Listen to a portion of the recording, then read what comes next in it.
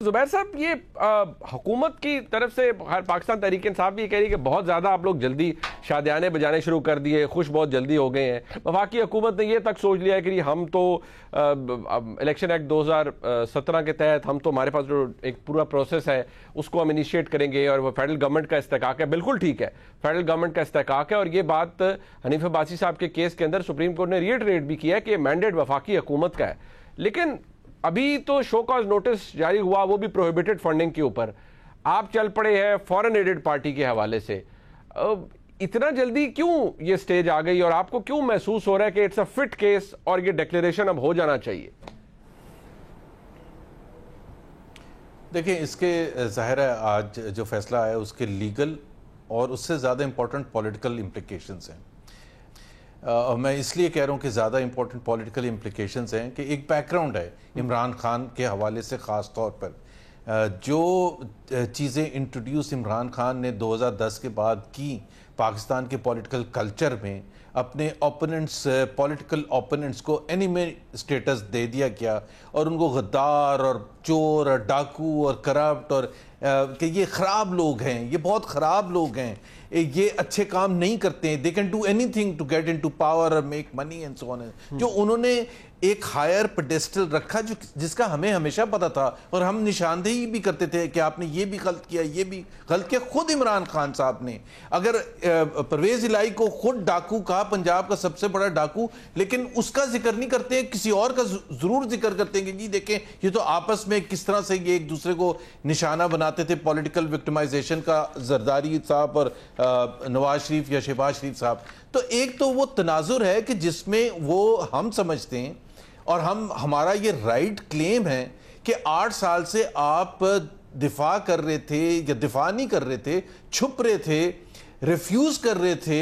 उस चीजों का हिसाब किताब देने से जो इन्हीं के अपने एक बानी रुकन अकबर एस बाबर ने किया था। और उसकी एक लॉजिक एक दफा उन्होंने दी थी इमरान खान साहब ने एक इंटरव्यू में, और उन्होंने ये कहा था कि अकबर एस बाबर को जवाब हम इसलिए नहीं दे रहे हैं इलेक्शन कमीशन को कि वो जब उन्होंने फाइल किया था केस तो वो उस वक्त पीटीआई छोड़ चुके थे। अभी आप स्टैंडर्ड देखें, दूसरों के लिए क्या स्टैंडर्ड है, हमें हमारा तनाजुर में जब करते हैं तो खुलफाए राशिदीन का एग्जाम्पल देते हैं और अपने लिए कहते हैं कि मैं जवाब नहीं दूंगा क्योंकि वो अकबर एस बाबर ने किया था। एनीवेज, बात यह है कि फेडरल गवर्नमेंट की रिस्पॉन्सिबिलिटी बनती है वो सब कानूनी चीज़ें करे, जो कि मेरा ख्याल है इस केस के हवाले से होगा। मैं लीगल एक्सपर्ट नहीं हूं कि क्या फेडरल गवर्नमेंट फाइनली डिसाइड करेगी, लेकिन इतना नहीं आसानी से हम इमरान खान को छोड़ेंगे क्योंकि as far as PMLN is concern, Mian Nawaz Sharif had to pay a price for nothing, कि एक डिक्लेरेशन नहीं की थी अकाउंट्स रिसीवेबल की, तो उसके लिए उनको लाइव डिस्क्वालिफिकेशन होगी, उनको पार्टी के हेड से हटा दिया गया। तो ये तो नहीं हो सकता कि 62(1)(f जो है वो नवाज शरीफ तो सफर करे for the rest of the life और इमरान खान फ्री होके वो उसके अंदर फर्क इसलिए सर नॉट हैपन, बट वो फर्क इसलिए कहा जा रहा है कि उसके अंदर मियां नवाज शरीफ साहब की जारी बात है, वो डिक्लेरेशन थी, स्टेटमेंट ऑफ एसेट है, उसके अंदर उन्होंने उसको फॉल्सिफाई किया या जो भी आर्गुमेंट दिया जाता है पाकिस्तान तहरीक इंसाफ की जानिब से, मैं सिर्फ ये करूंगा वो ऐसी रीजनिंग है कि मैं खुद बहसियत कानून के तालिब इल्म के मेरे भी उसके ऊपर रिजर्वेशन उस फैसले के ऊपर थे, बट वो उसको डिफरेंशिएट इस तरह करते हैं कि यहां तो सर्टिफिकेट है भाई, वहां एफिडेविट था और वो एक और चीज थी, वो पर्सनल थी, ये तो पार्टी की है, लिहाजा इसको आप इक्वेट नहीं कर सकते। बट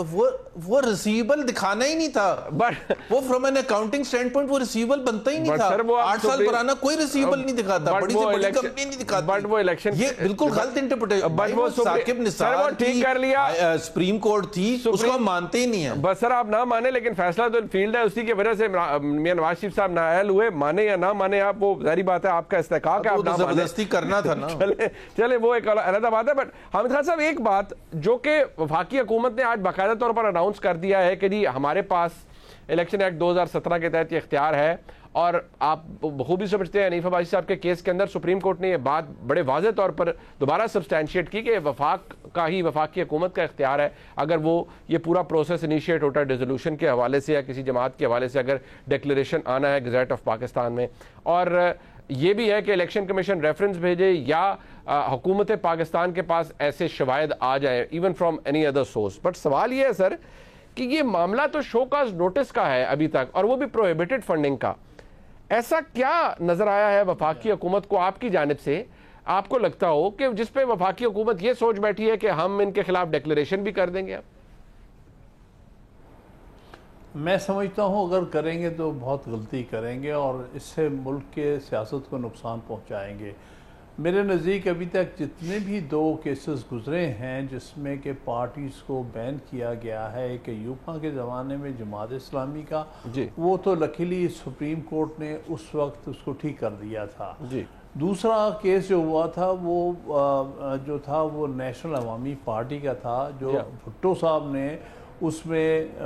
डिक्लेरेशन दे के तो सुप्रीम कोर्ट में भेजा था। उसमें नेशनल अवामी पार्टी ने बाइकआउट कर दिया था सुप्रीम कोर्ट का, तो उसका उनको नुकसान हुआ। लेकिन मैं उस फैसले को अच्छा फ़ैसला नहीं समझता। जो भी कभी पार्टीज़ को बैन नहीं करना चाहिए जो ख़ास तौर पे इतनी बड़ी अहमियत की हो जाती हैं। तो मेरे नज़दीक पार्टी के बैन होने का यहाँ भी केस नहीं बनता। चाहे आप आर्टिकल 17 के जो है उनके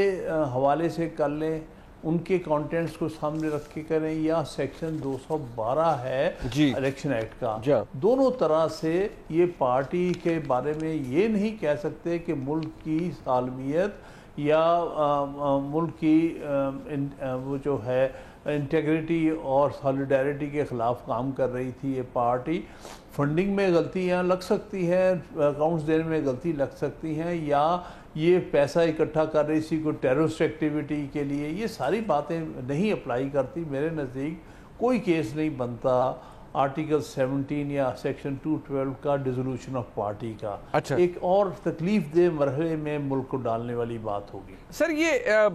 तावील ये पेश की जा रही है, तरह इस पर भी रोशनी डालिएगा कि जी जो पॉलिटिकल पार्टीज ऑर्डर है 2002 का, उसके सेक्शन 2C3 के अंदर बड़ा क्लियर है जी कि अगर कोई political party receives any aid financial or otherwise from any government or political party of any foreign country or any portion of its funds from foreign nationals, तो ये कह रहे हैं कि नहीं यहाँ पर तो फॉरेन नेशनल्स थे जिनसे पाकिस्तान तहरीक इंसाफ को फंडिंग आई इलेक्शन कमीशन के फैसले के मुताबिक, लिहाजा ये बेस बनाया जा रहा है। Do you think sir it will qualify या नो? नहीं, मैं नहीं समझता। देखिए, ये फॉरेन एडेड और फॉरेन फंडेड में फ़र्क है। ठीक, लफ्ज़ इस्तेमाल हो रहा है फॉरेन एडेड जी, इसका मतलब ये है कि एक पार्टी लॉन्च के फॉरेन एड से लॉन्च की जा रही है मुल्क के अंदर, मुल्क को अंदर से डिवाइड करने के लिए, मुल्क को डिसइंटीग्रेट करने के लिए, वो एक और सूरत हाल है। इसी तरह से आपको फॉरेन एडेड कोई पैसे भेजे जाते हैं यहाँ एक तंजीम या सियासी जमात खड़ी करने के लिए, जिसका मकसद है कि मुल्क के अंदर दहशत गर्दी फैलाई जाए। ये वो इंस्टेंसेस और हैं जिसके तहत पार्टी जो है वो बैन हो सकती है, डिसॉल्व हो सकती है। ठीक, इसलिए कि कोई पैसे का हिसाब किताब नहीं दिया। वो दूसरी बात ये है कि फॉरेन नेशनल का लफ्ज़ इस्तेमाल करते हैं। देखिए, बहुत सारे पाकिस्तानी ओरिजिन के लोग ऐसे हैं जो जिन्होंने हर की नेशनलिटी लेने में सिर्फ एक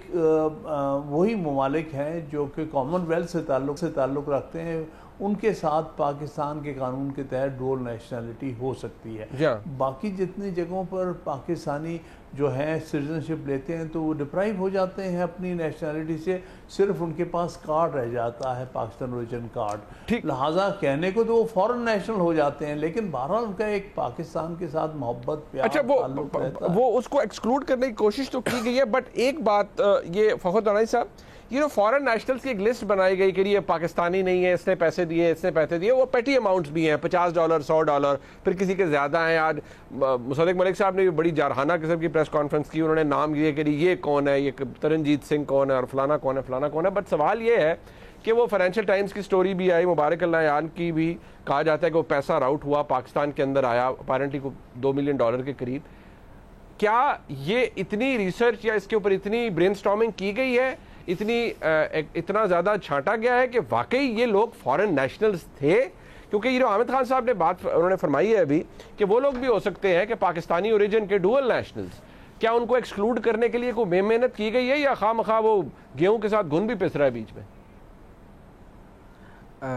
मुनीब साहब, एक तो बात यह है कि जो हामिद खान साहब ने भी की कि फ़ॉरेन एडेड का लफ्ज़ और फ़ॉरेन फंडेड के लफ्ज़ में एक होना चाहिए, फ़र्क होना चाहिए। फ़ॉरेन एडेड के हवाले से इसमें जो कुछ डोनर्स हैं जैसे रोमिता शेट्टी है, मैंने जब ये इस पे काम कर रहा था तो रोमिता शेट्टी की फैमिली से मैं कांटेक्ट किया और फिर उसके ऊपर बाकायदा रिसर्च की कि वो क्या काम करते हैं। एक तो उनकी यूएस में जो कंपनी है बिज़नेस मैनेजमेंट की, वो ऑपरेट कर रहे हैं। उनके जो हस्बैंड हैं नासिर अजीज़ साहब, वो पाकिस्तानी नेशनल हैं, लेकिन उसके साथ साथ जो रोमिता शेट्टी साहिबा हैं वो उनकी इंडिया के अंदर अभी भी ऑपरेटिंग है कंपनी, जो हॉस्पिटैलिटी बिज़नेस रन कर रहे हैं इंडिया के अंदर, और वो उनकी एक्टिव डायरेक्टर हैं उस कंपनी की। ये एक एलिमेंट हो फॉरेन फंडिंग के हवाले से जो फॉरेन नेशनल हैं। दूसरा, उसके बाद जो आप इस एलिमेंट को भी इग्नोर नहीं कर सकते, जो कॉन्फ्लिक्ट ऑफ इंटरेस्ट है कि जो भी डोनर अगर पार्टी को फंडिंग कर रहा है तो बाद में हमें ये इस इलेक्शन कमीशन की स्क्रूटनी डाटा से ये पता चलता है कि एक उसमें डोनर थे मुमताज़ मुस्लिम साहब, जिन्होंने 24,900 समथिंग डॉलर डोनेशन दिया, और जब पीटीआई गवर्नमेंट में आई तो उसके बाद मुमताज़ मुस्लिम साहब को एक नथिया गली में लग्जरी होटल बनाने के लिए मिलियंस ऑफ डॉलर्स का कॉन्ट्रैक्ट दे दिया गया। तो आप ये पॉलिटिकल एंगल भी इसका देखना पड़ेगा, फॉरेन एडेड का भी देखना पड़ेगा। इसमें एक चीज़ और, जो मुमताज़ मुस्लिम साहब का बैकग्राउंड अगर आप देखें तो वो उनकी एक सिक्योरिटी कंपनी है जो कि अमेरिकन फोर्सेस को अफ़गानिस्तान और इराक़ में सिक्योरिटी प्रोवाइड कर रही है। तो ये सारे एलिमेंट्स भी आपको जहन में रखने पड़ेंगे जब गवर्नमेंट इसके ऊपर फर्दर काम करेगी। उसके अलावा जो 34 इन्होंने इंडिविजुअल इलेक्शन कमीशन ने हाईलाइट किए हैं कि ये फॉरेन नेशनल्स की तरफ से भी इनको फंडिंग की गई है। जहाँ तक मेरा अंदाज़ा है, जो इलेक्शन कमीशन के हुकाम से मेरी बात हुई, उन्होंने बाकायदा नादरा के डाटा से वेरीफाई किया। हो सकता है कि वो पाकिस्तानी ओरिजिन के हों, लेकिन उन्होंने पाकिस्तानी नेशनैलिटी छोड़ तर्क कर दी। उसके बाद वो सिर्फ मतलब इसमें डुअल नेशनल तो नहीं शामिल होंगे ना, कोई नहीं हो सकते कि वो जैसे नहीं, ड्यूल नेशनल का नहीं, इसमें ड्यूल नेशनल का नहीं होगा। या तो उन्होंने पाकिस्तानी शहरियत तर्क की होगी और सिर्फ उसी अमेरिका हो या यूरोप के किसी मुल्क के वो शहरी होंगे, ड्यूल नेशनल नहीं है। इस वजह से उन्होंने इसको 34 का वो किया है, हाईलाइट।